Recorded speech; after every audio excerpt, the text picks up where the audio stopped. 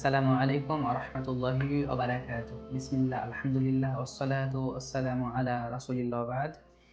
সুবহানাকা লা ইলমা লানা ইল্লা মা 'আল্লামতানা ইন্নাকা আনতাল আলিমুল হাকীম। যারা যেখান থেকে দেখছেন সবাইকে আন্তরিক অভিনন্দন ও স্বাগত জানাচ্ছি। আজকের আলোচ্য বিষয় শেষ রমাজানের শেষ দশকের ফজিলত বা শেষ দশকে আমরা কী করতে পারি। শেষ দশকের যদি আমরা ফজিলত বলতে চাই তাহলে আল্লাহ তাআলা বলেন লাইলাতুল কদরি খায়রুম মিন আলফি শাহর, যে লাইলাতুল কদর শেষ রাতের শেষ দশকে রয়েছে। নবী করিম সাল্লাল্লাহু আলাইহি ওয়াসাল্লাম বলেছেন যে লাইলাতুল কদরে হচ্ছে হাজার মাসের ইবাদতের চাইতেও হচ্ছে উত্তম। যেই লাইলাতুল কদরটা শেষ দশকের মধ্যে রয়েছে, আল্লাহ তাআলা বলেন ২ নম্বর ফজিলত হচ্ছে এই রাতে ফেরেশতারা আল্লাহ তাআলার হুকুম আহকামগুলো নিয়ে তারা নিচে নেমে আসে। আল্লাহ তাআলা বলেন তানাজ্জালুল মালাইকাতু ওয়ার রূহ ফিহা বিইذনি রাব্বিহিম মিন কুল্লি আমরিন সালাম।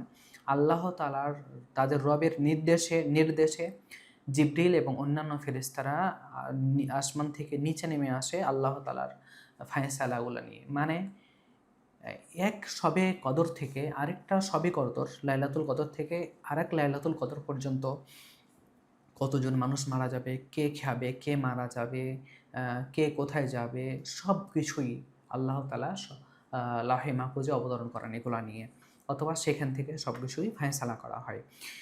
আল্লাহ তাআলা বলেন সূরা দোখান ৪ নম্বর আয়াতে ফিহা ইফরাকু কুল্লু আমরিন হাকিম, মানে এই রাতে আল্লাহ তাআলা প্রত্যেক চূড়ান্ত সিদ্ধান্তগুলা স্থির করেন আর কি, সবগুলা এই রাত্রে স্থির করেন। ৩ নাম্বার হচ্ছে যে আলিতকু মিনান্নার ফি রমাদান খাসসাতান আখিরাহুল, বিশেষ করে আল্লাহ তাআলা এই রমাজানের মধ্যে অনেক মানুষকে জাহান্নাম থেকে মুক্তি দিয়ে রাখেন।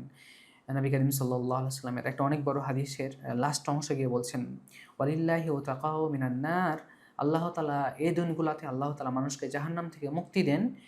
ওয়াযালিকা কুল্লা লাইলাতিন, এটা শুধু এক রাত্রে না, প্রত্যেক রাত্রে আল্লাহ তাআলা মানুষকে জাহান্নাম থেকে মুক্তি দেন। ৪ নম্বর হচ্ছে আল্লাহ তাআলা মানুষের পাপসমূহ ক্ষমা করে দেন। নবী করিম সাল্লাল্লাহু আলাইহি ওয়াসাল্লাম বলেছেন মান কামা লাইলাতাল কদরি ঈমানাও ওয়া ইহতিসাবান গুফিরা লাহু মা তাকাদ্দামা মিন যামবিহি, যে ব্যক্তি কদরের রাত্রে ঈমানের সাথে নেকির আশায় দাঁড়াবে, সালাত পড়বে, আল্লাহ তাআলা তার পূর্বের সব গুনাহ মাফ করে দিবেন, মিটিয়ে দিবেন। সুবহানাল্লাহ। এটা হচ্ছে লাইলাতুল কদরের ফজিলতের ক্ষেত্রে বললাম যে হাজার মাসের চেয়ে উত্তম একটি রাত রয়েছে। ২ নম্বর বললাম এই রাত্রে ফেরেশতারা আল্লাহ তাআলার নির্দেশগুলো নিয়ে এক বছরের যা ঘটবে সবগুলা নিচে নিয়ে আসেন, স্থির করেন। ৩ নম্বর হচ্ছে এই রাতগুলোতে আল্লাহ তাআলা মানুষকে জাহান্নাম থেকে মুক্তি দেন। ৪ নম্বর বললাম আল্লাহ তাআলা মানুষের পাপগুলা মিটিয়ে দেন। এই এই র এই শেষ দশকের রাত্রে আমরা কি আমল করতে পারি? প্রথমে যে আমলগুলো করতে পারি, যেটা বললাম, সারা রাত ধরে আমরা আল্লাহ তাআলার জন্য রাত্রে উঠে সলাত আদায় করতে পারি, যেটা বলেছি আগের হাদিসে। ২ নম্বর হচ্ছে আয-যিকরু ওয়াদ দুআ। আয়েশা রাদিয়াল্লাহু তাআলা আনহা বলছেন, ইয়া রাসূলুল্লাহ ইন ওয়াফাকতু লাইলাতাল কদরি মা আকুলু, যদি আমি লাইলাতুল কদর পেয়ে যাই আমি কি বলবো? নবী করিম সাল্লাল্লাহু আলাইহি ওয়াসাল্লাম বলছেন কুলি আল্লাহুম্মা ইন্নাকা আফুওয়ান তুহিব্বুল আফওয়া ফা'ফু আন্নি, যে হে আল্লাহ আপনি হচ্ছেন ক্ষমাশীল, আপনি ক্ষমাকে ভালোবাসেন, আপনি আমাকে ক্ষমা করেন, এটা পড়তেন। ৩ নাম্বার যে কাজটা করতে পারি সেটা হচ্ছে কোরআন তেলাওয়াত করা। নবী করিম সাল্লাল্লাহু আলাইহি ওয়াসাল্লাম, আল্লাহ তাআলা বলছেন শাহরু রমাদান আল্লাযী উনজিলা ফীহিল কুরআন, যে রমাজানে আল্লাহ তাআলা কোরআন নাজিল করেছেন। রাসূল সাল্লাল্লাহু আলাইহি ওয়াসাল্লাম এবং জিবরাইল প্রত্যেক রাত্রে তারা কোরআন পরস্পরে তেলাওয়াত করতেন, শোনাতেন এই রমাজানের শেষ দশকে। তারপর হচ্ছে ৪ নাম্বার আমরা যে কাজটা করতে পারি সেটা হচ্ছে দান করা। নবী করিম সাল্লাল্লাহু আলাইহি ওয়াসাল্লাম যখন রমাজান আসতো তখন তিনি কানা আজওয়াদুন নাস, মানে কানা রাসূলুল্লাহ সাল্লাল্লাহু আলাইহি ওয়াসাল্লাম আজওয়াদুন নাস, তিনি মানুষদের মধ্যে সবচেয়ে বেশি দান করতেন। আর যখন রমাজান আসতো তখন তার দানটা আরও বেড়ে যেত।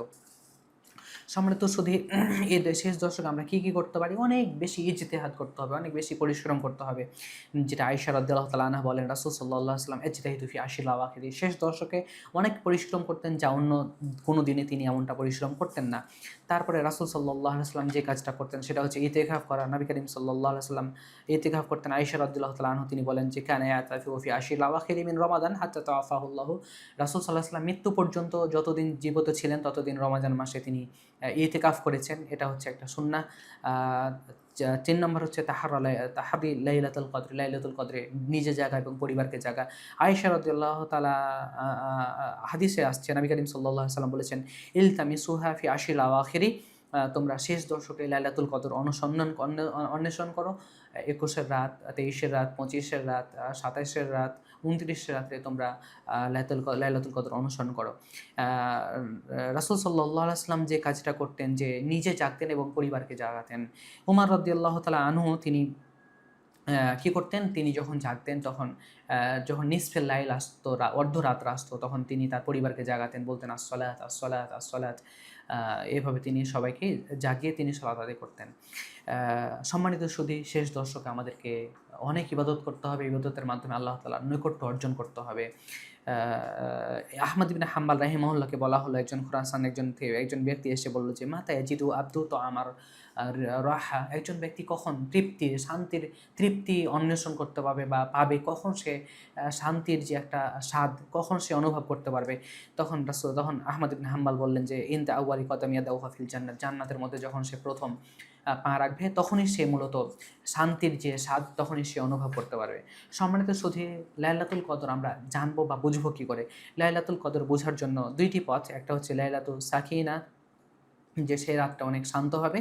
২ নম্বর হচ্ছে শুরুকুশ শামস, সেই দিনের সূর্যটা লা শিউআ আ, সেই কিরণটা অনেক দুর্বল থাকবে, কিরণটা অনেক ক্ষীণ থাকবে।